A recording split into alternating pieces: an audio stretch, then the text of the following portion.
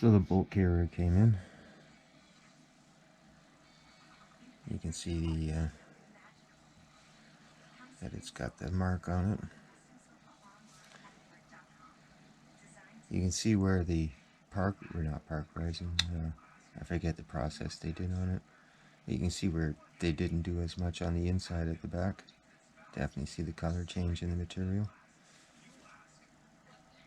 And this, they line the whole spot where the bolt rolls in.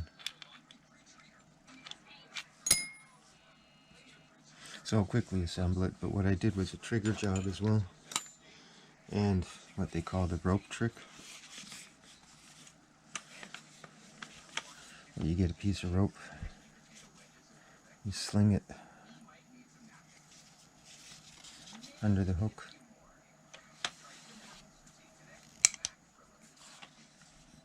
you put some padding back in here, and you pull up on this. So you pull upwards and fire, but you put padding in between right there. I just don't have the space to do it right now. I did it a few times, but this is the trigger out of my Stag arms. It's made by a company called Schmidt Tool. They make weapons parts for a lot of different manufacturers. Pretty nice trigger. It's a 5-pound pull trigger. It's got 1,000 rounds on it, so I just did that trick thing, the rope deal, a couple times for something to see if it made it. It made it a little smoother, but it was already pretty smooth because natural wear. But on the installation, when they come out in 3 pieces. You got to take your safety off. On this weapon, it's here. You got to undo that cap screw. And here there's a circlip, and I just use anything will do. This will even do. You pull that off, slide that out, and this spring. This spring is also for your lockdown or for your bolt release, but it also is the detent for your safety.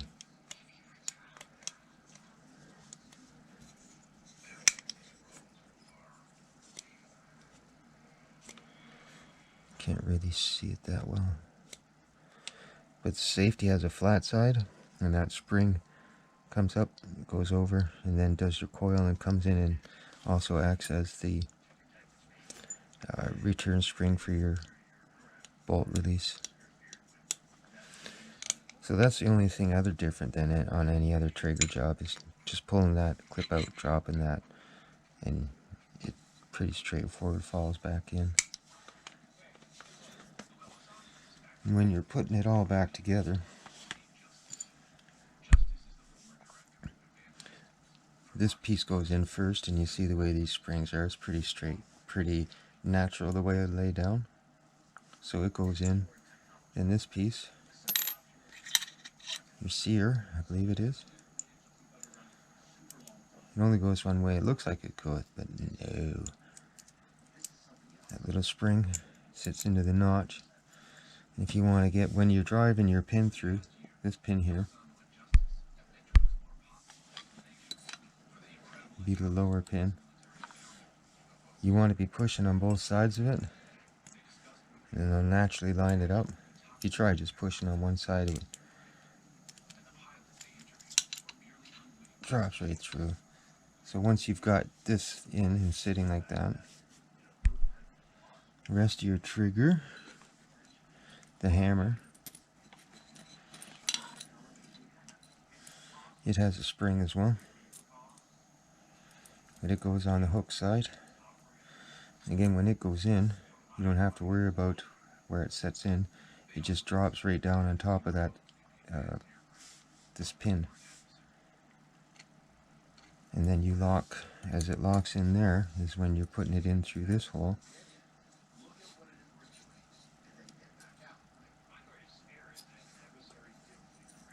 But you got to put quite a bit of pressure on it to get it to all drop down. Drop right through, and then there's your trigger job done. What a quick assembly. get it back out on the range.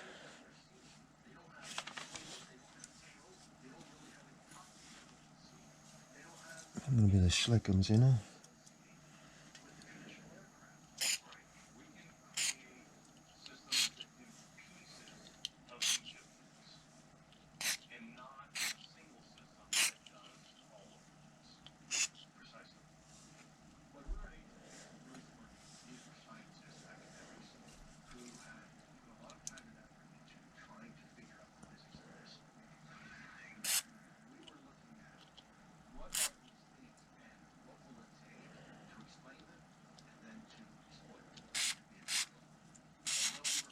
Juice it up, but not way that much.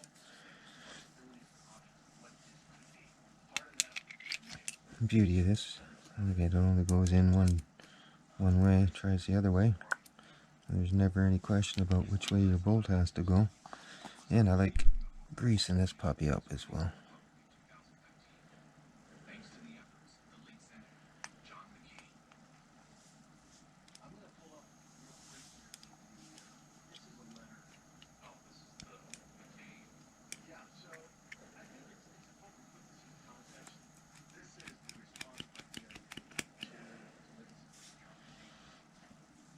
Where's the firing pin? My pointing stick. There it is. Put it way over here. It just rolls in the back.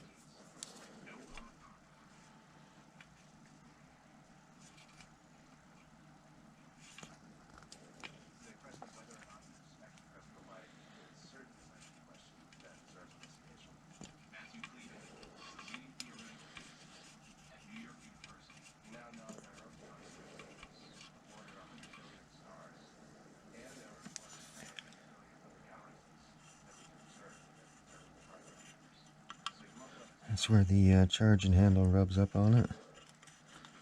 Give it a little juice.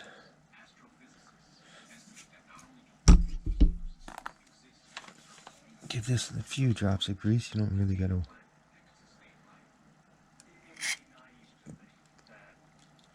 Just gets the springs to have a little less friction in between them.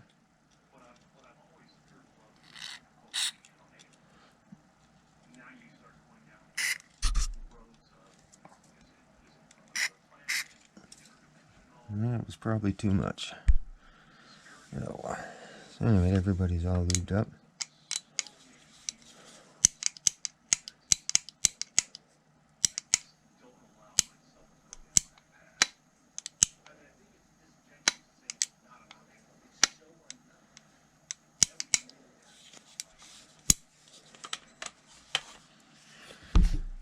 Alright, I guess we'll slap this back together.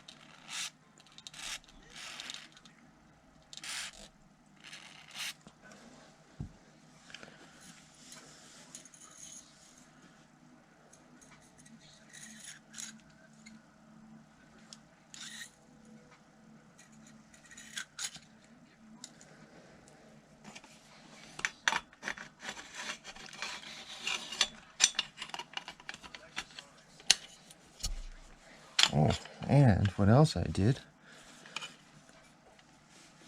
this little O-ring here. Well, it wasn't O-ring until it was on there, but I'll show you the difference. One of my viewers suggested it.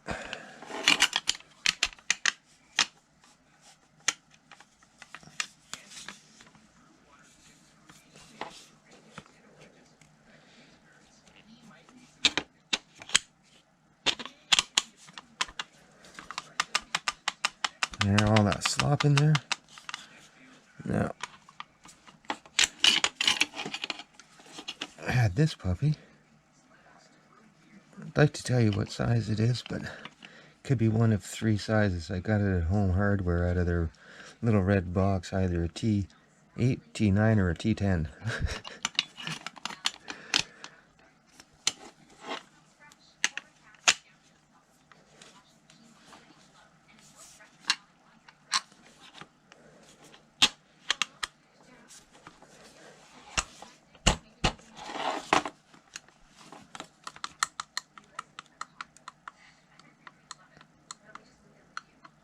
I think the handle's loose. No, that's the front now moving.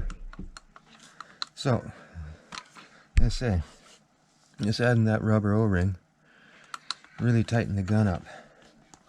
Back and forth and stopping. So I'm really gonna have to remember, I'll look at the comments again. That way I can remember the fellow's name who suggested it and make sure he gets credit for that. Because it really did make a difference in the way the gun feels.